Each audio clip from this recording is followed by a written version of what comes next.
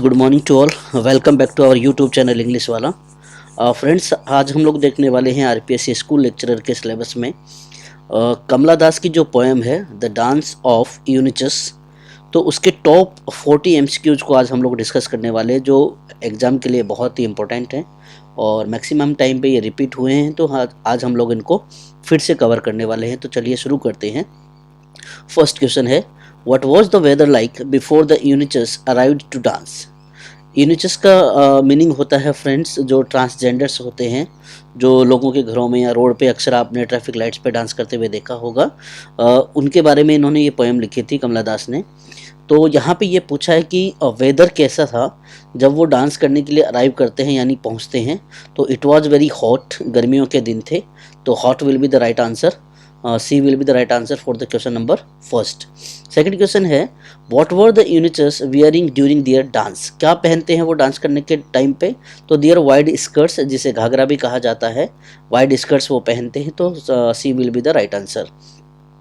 Third question है, what were the eunuchs using in their dance that made rich clashing sounds. क्या पहनते हैं वो लोग जब डांस करते हैं तो बहुत ही अच्छे से बहुत ज़्यादा साउंड आती है।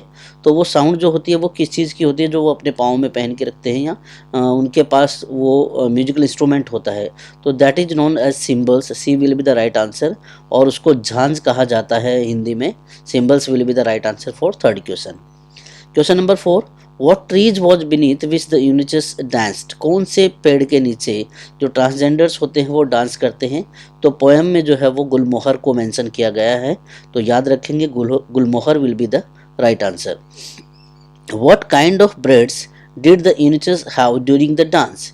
किस प्रकार के उनके जो हाव भाव होते हैं वो डांस के दौरान यूज करते हैं। तो that is long and flying, बहुत लंबे और हवा में उड़ने वाले, जो उनके लहराने वाले जो हाव भाव होते हैं वो यहाँ पे वो डांस में यूज करते हैं। What did eunuchs sing about during their dance. कौन से गाने वो गाते रहते हैं या किस प्रकार के वो गाने गाते रहते हैं। तो लवर्स डाइंग, जो प्रेमी होते हैं, जो बिछड़ जाते हैं, जो चले जाते हैं, जो मर जाते हैं, उनसे संबंधित गाने जो है गाते रहते हैं। तो B will be the right answer. Question number 7, what kind of tattoos did some of the eunuchs have on their cheeks. Green. Friends, मैं आपको बता दूं, अभी आरपीएससी स्कूल लेक्चरर का जो एग्ज़ाम हुआ था संस्कृत डिपार्टमेंट का, उसमें यहाँ से एक क्वेश्चन आया था कि उनके टैटू जो होता है उनके नेक पे होता है and hairs blank space in hairs. तो ब्लैंक स्पेस में हमें वो आंसर भरना था। तो नेक्स्ट क्वेश्चन में आने वाला है, यहाँ पे टैटूज का जो कलर है वो ग्रीन है।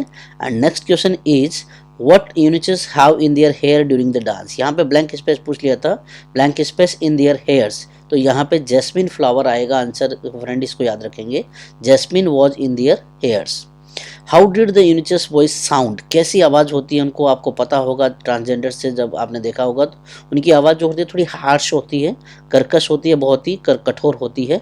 तो harsh will be the right answer. Next question है, what did the eunuchs dance until. कब तक वो डांस करते हैं, जब तक दे ब्लेड, यानी जब तक उनके पाँव में खून ना निकलने लगे तब तक वो डांस करते रहते हैं according to the poem. How did the rain that came smell. जिस समय वो डांस करते हैं, जब बारिश आती है तो वो कैसी फील होती है। It is just like a dusty, धूल की जो है वो खुशबू आने लगती है उसमें। तो B will be the right answer. 12th question है, what were the crows doing on the trees during the dance. जब वो ट्रांसजेंडर्स डांस करते रहते हैं तो पेड़ों पे कुछ कौवे बैठे होते हैं। वो कौवे क्या करते हैं, देवर बीइंग साइलेंट, बहुत शांति से वो उनके डांस को देख रहे थे। तो C will be the right answer. Next है, what was the condition of the eunuchs limbs. जो उनके पंजे होते हैं उनकी क्या कंडीशन है। They are weak and dry. B will be the right answer. कमजोर और बहुत ही रूखे सूखे वो दिखाई देते हैं according to the poem. Next question है, what did the eunuchs resembles in the terms of their physical appearance. उनकी शारीरिक बनावट जो है वो कैसी होती है। They were like a burning logs, यानी जो लकड़ी के लट्ठे होते हैं, जले हुए लट्ठे होते हैं, उनके जैसी ही उनकी बॉडी होती है, स्ट्रक्चर होती है according to the poet, according to the Kamala Das. What did the rain smell of. किस चीज़ की खुशबू आती है बारिश के दौरान। तो डस्ट इन एटिक्स हमने देख लिया है, डस्टी स्मेल होती है। तो B will be the right answer. Question number 16, how did the children react to the eunuchs dance. बच्चे कैसा रिएक्ट करते हैं उनके डांस को देख के। वाइड आइड एंड स्टिल, बहुत स्थिर होकर वो अपनी बड़ी बड़ी आंखों को फाड़ फाड़ कर उनके डांस को देखते रहते हैं। नेक्स्ट क्वेश्चन है, what did the eunuchs songs mostly focus on, उनके जो गाने होते हैं वो जनरली किस चीज़ पे फोकस करते हैं? दे आर वेरी मेलंकोली सॉन्ग्स, बहुत ही दुखदाई होते हैं, दुखों से भरे हुए सॉन्ग होते हैं, तो melancholy will be the right answer. What was the atmosphere like during the eunuchs convulsion, क्या किस प्रकार का वातावरण होता है जब वो उनके डांस को या उनके जो आने का जो टाइमिंग होती है वो किस प्रकार का माहौल होता है? तो इट इज़ लाइक वेकेंट कैस्टेसी। कैस्टेसी क्या होती है फ्रेंड्स? जो उनके जीवन में जो खुशियाँ होती हैं, आनंद होता है, उसकी बहुत ज़्यादा कमी है, और उनके आने से जो है वो हमें यही लगता है कि वास्तव में इनका जीवन जो है वो बड़ा ही दुखदाई है या बड़ा खालीपन सा है उनके जीवन में। नेक्स्ट क्वेश्चन है, what smell was associated with the rain that came during the dance? Lizard and mice, जो चूहे और छिपकलियां होती हैं उनकी स्मेल आती रहती है जब बारिश आती है, और साथ ही साथ जब वो ट्रांसजेंडर्स जो होते हैं वो डांस करते हैं, तो ये उनकी बारिश के टाइम पे धूल के साथ साथ में छिपकलियों और माइस की यानी चूहों की भी स्मेल आती रहती है। What cracked before the rain came during the eunuchs dance, जब बारिश आती है ट्रांसजेंडर के डांस से पहले, तो बारिश के दौरान किस प्रकार की साउंड आती है? तो थंडर्स की आती है फ्रेंड, जो बिजलियाँ गड़गड़ाती हैं उनकी आवाज़ भी हमें सुनाई देती है। नेक्स्ट क्वेश्चन है, what is the primary theme of the poem the dance of the eunuchs? क्या थीम है इस फ्रेंड्स इस पोएम की, द डांस ऑफ यूनिचेस की? तो थीम क्या है? अनफुलफिल्ड लव है उनमें, और स्टेलिटी यानी उनके प्यार में स्थिरता की, उनके जीवन में स्थिरता की कमी है, उनके जीवन में प्यार की कमी है, और इसीलिए इस पोएम की थीम जो है वो यहाँ पे सुटेबल है। नेक्स्ट क्वेश्चन है, which imagery does Kamala Das use to depict the weather in the poem?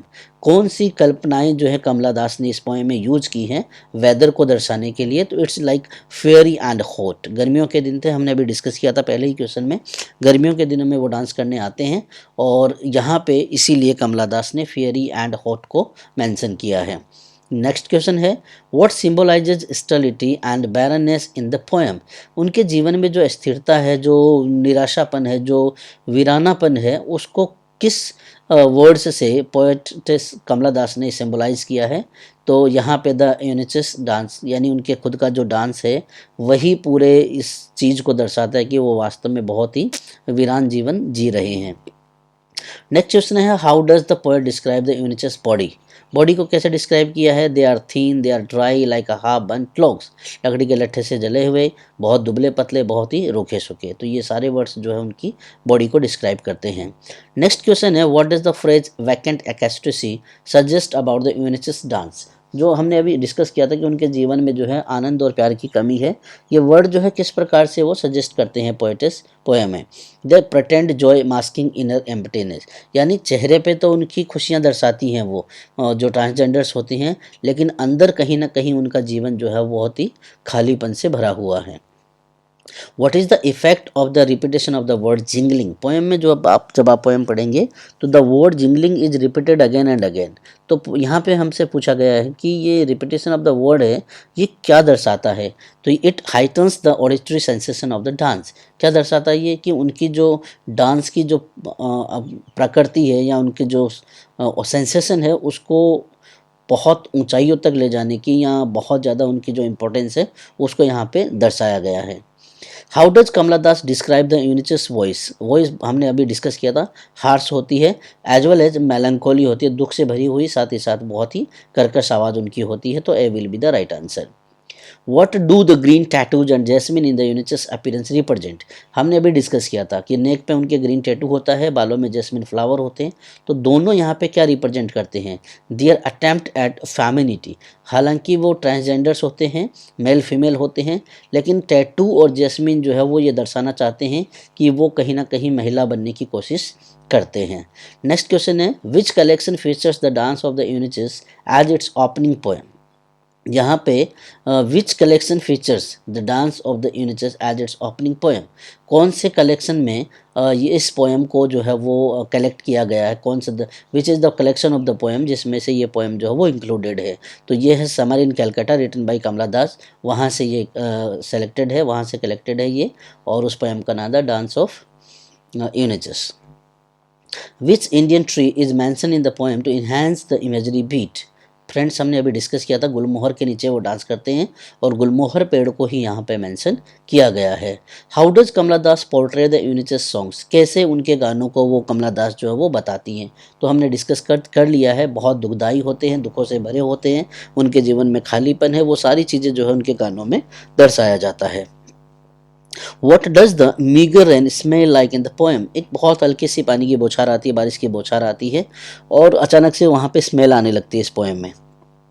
किस चीज़ की स्मेल होती है? वो तो डस्ट होता है, साथ ही साथ एनिमल्स होते हैं, साथ ही साथ यूरिन होता है, इन सभी की स्मेल जो है वहाँ पे पोएम में बताई गई है।